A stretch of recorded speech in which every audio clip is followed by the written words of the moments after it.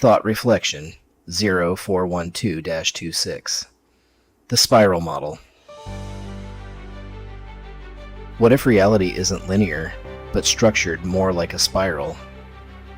Within this model, humanity may not move in a straight line, but through cycles.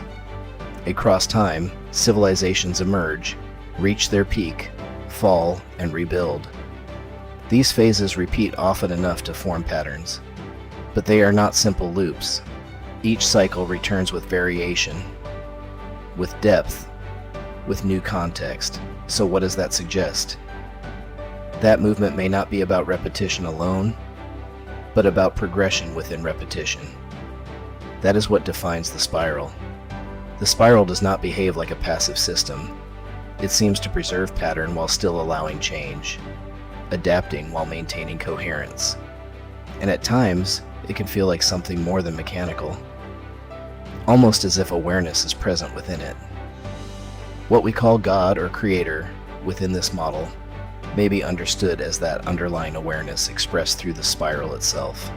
If that's the case, then where do we fit within it? Human beings are not separate from this system. We are both participants in the spiral and expressions of it. At first, that participation is unconscious.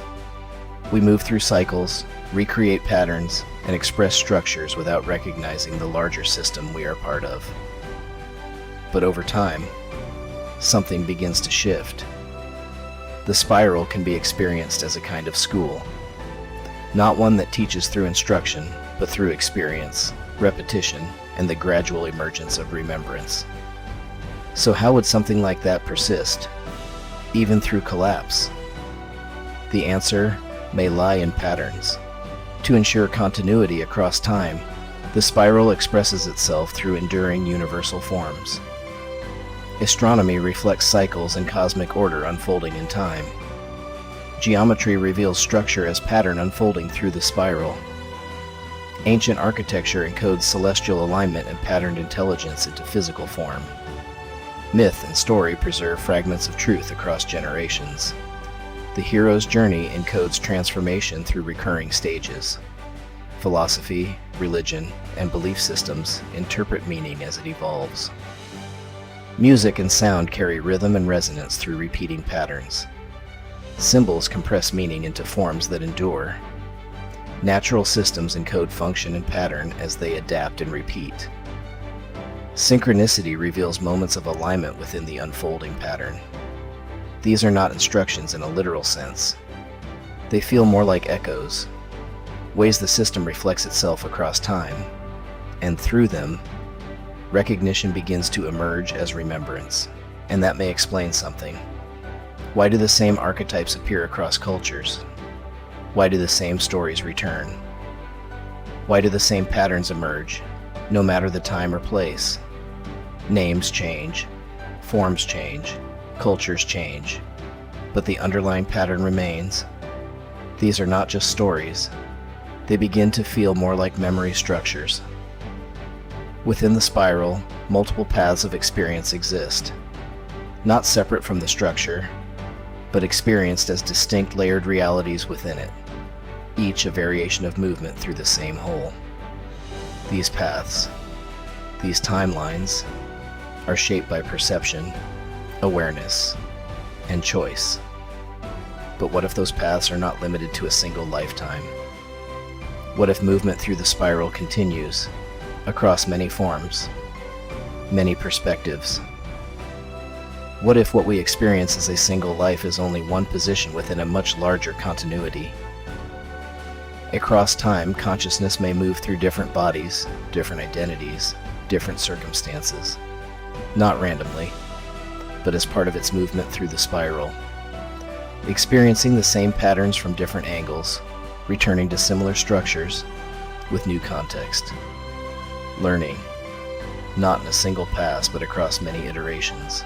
And if that's true, then memory may not always appear as something we recall directly.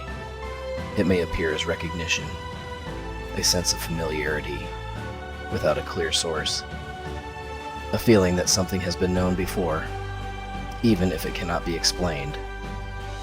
The spiral remains constant, but the way it is experienced can change. At first, we move through it unconsciously. Then something shifts. Patterns begin to stand out. Connections begin to form. Recognition begins to happen. And when it does, it doesn't feel like learning something new. It feels like remembering something that was always present. The spiral does not force awareness. It creates the conditions in which awareness can emerge. Each cycle offers another opportunity for recognition, another chance to see more clearly. And as the spiral tightens toward its center, the experience begins to change. Patterns become clearer. Recognition becomes faster. Connections become more immediate. Synchronicities become more noticeable. Awareness becomes more stable. Humanity, within this model, has not yet reached the center. The center may represent full coherence, complete recognition, a point not yet fully experienced. What we are experiencing now may be movement toward that center, and that may explain something familiar. Why reality can feel both known and entirely new at the same time. Why myths repeat. Why gods return in different forms. Why stories echo across cultures. Why music feels remembered. Why symbols feel meaningful before they are understood. Within this model, nothing is lost. Everything becomes part of the pattern. Nothing is perfectly repeated, and nothing is entirely new. Everything is an echo. Everything is a pattern. Everything is part of the spiral. Perhaps, in conclusion, humanity searches for meaning as if it is something to be found. But the deeper we look, the more familiar it becomes. Not because it was hidden, but because it was never truly lost.